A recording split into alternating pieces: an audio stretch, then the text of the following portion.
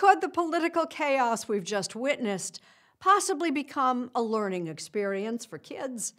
A question Rita Braver is putting to the leading children's publisher, now marking its 100th anniversary. With the horror of what happened at the U.S. Capitol this past week still sinking in, there is an important question: how to explain it to America's children. Kids want to understand it. The Capitol is a symbol. It's very important to them. And so Dick Robinson, president and CEO of Scholastic, says his editors immediately started posting stories for students on the websites of Scholastic magazines. In fourth grade, we'll explain it one way. In eighth grade, we'll explain it another way. In fact, Scholastic, the largest publisher of children's magazines and books in the world, is just marking its 100th anniversary of helping children make sense of things.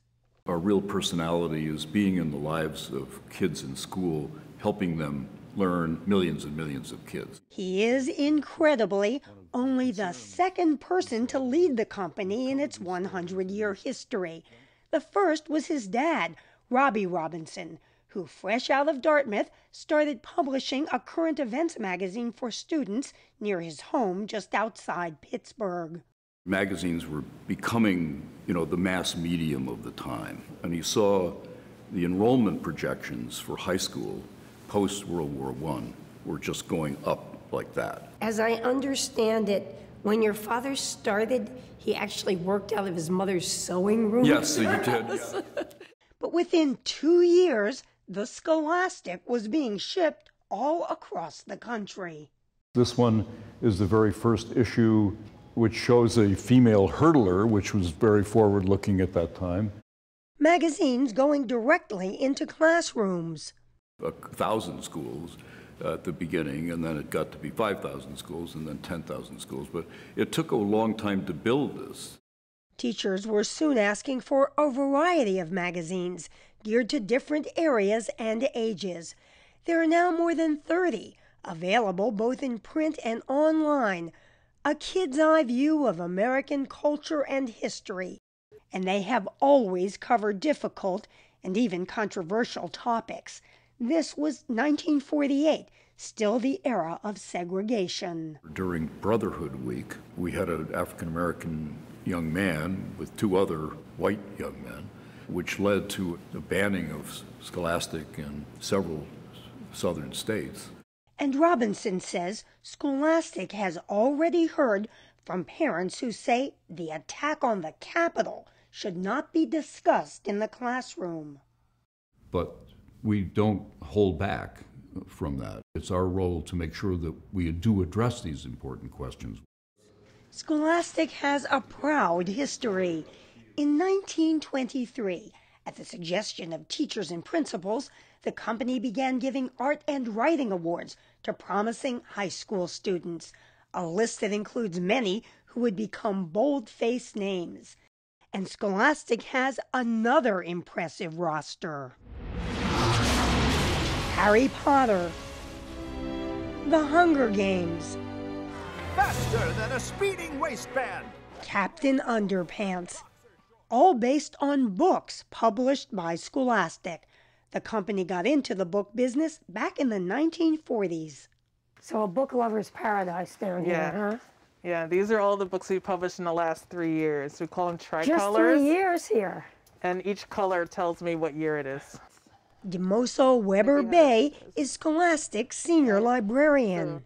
Have you ever figured out how many books have been published under the Scholastic imprimatur?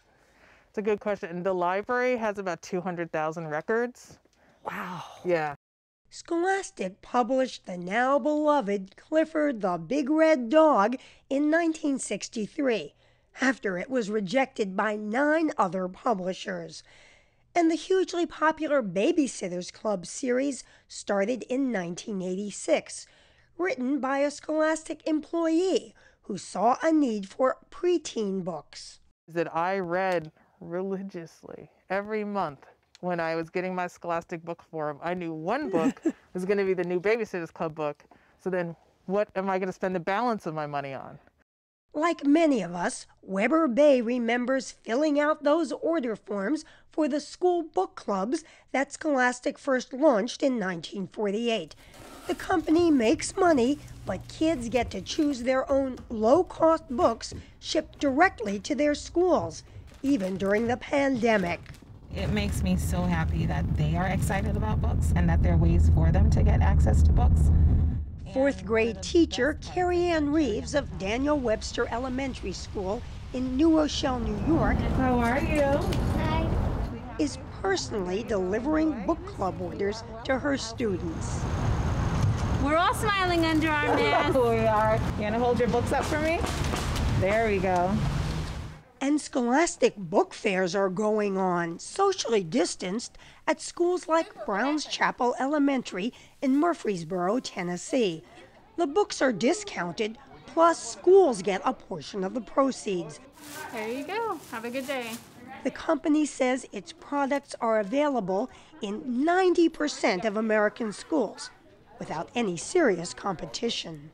Basically, no one's crazy enough to do what you do. I would say that's a very practical response. Scholastic is a publicly held company.